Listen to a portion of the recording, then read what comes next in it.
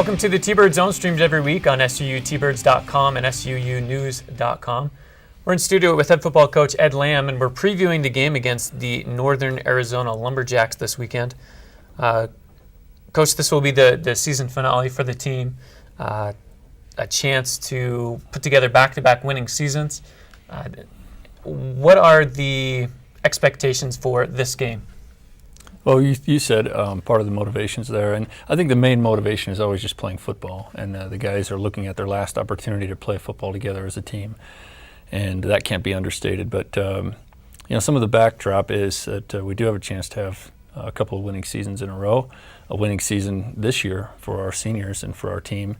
Also, it appears we've turned a point where we're more competitive against Big Sky opponents. In my first 3 seasons here, I think we played 5 Big Sky opponents and went 0-5 for that cumulatively against Big Sky opponents. And this year we're 2-0 and have a chance to get to 3-0 with a victory. So there are some backdrop stories that I think are going to make the game interesting and some extra motivation. But overall, it's going to come down to the same thing it always does, and that's 2 very good football teams, and both will have their motivations and reasons for wanting to win, and I'm sure we'll have a great game. Well, in Northern Arizona, you look at their statistics on paper, their record especially. They're 4-6 to this point of the year, but really their losses, a lot of them have been very close, similar to the record that we have right now. Really, their only 2 blowout losses were against Arizona and against Montana State, who I believe was in the top 5 at the time.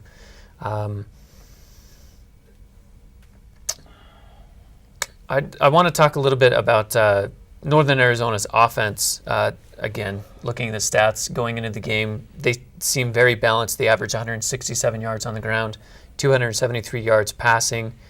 They have particularly a very good young running back who's a sophomore. What have you seen as their strengths offensively?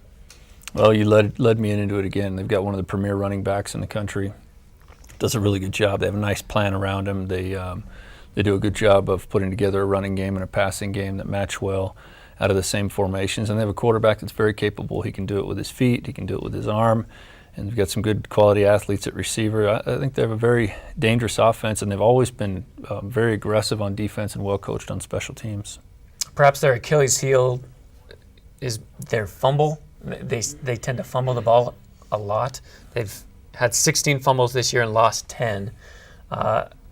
Is that a matter of mechanics? Is that a matter of the defensive schemes creating those opportunities? What have you seen in film?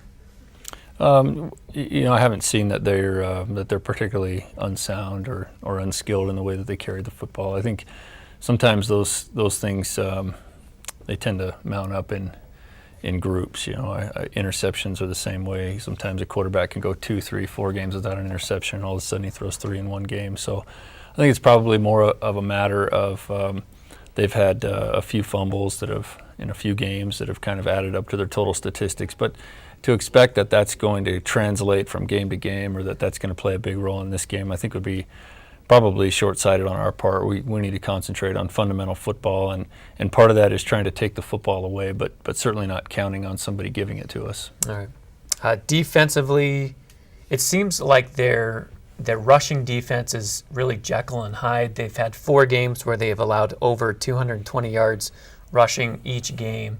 One game even more than 300 yards. And then the rest of their games, they seem to be holding teams under 80 yards rushing.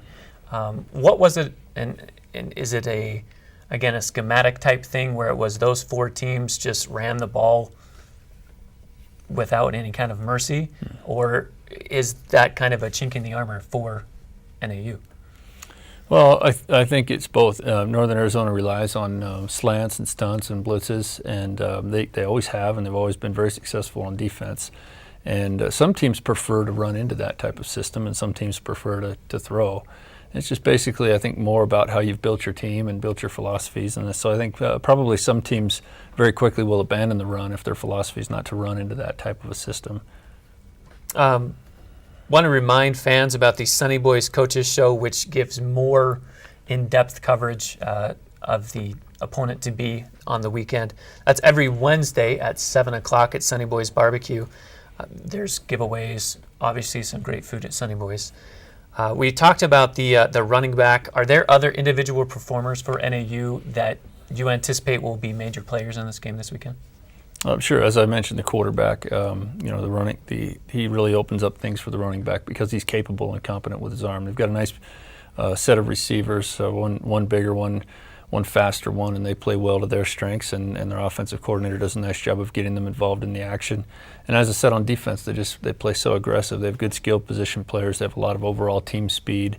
It's given us problems in the past. We've had 3 pretty competitive games with them the last 3 years, but all 3 times they've beaten us. Is there a key matchup on the field that you anticipate will sway the game one way or another? Well, as always for us, we're now 10 games into the season, and on the 5 occasions that we've ran the ball for 100 yards and held our opponent to less than what we rush, we've won. And on the 5 occasions where we did not get that done, then we've lost. So that will certainly, I think, be the key as well. Okay, very good. Kickoff there in Flagstaff, 3:05 Mountain Time. You'll be able to listen to that game live on Power 91, and also you can check out that game on a free video stream on Big Sky TV. Thanks as always for joining us, and we'll be looking for the game on Saturday.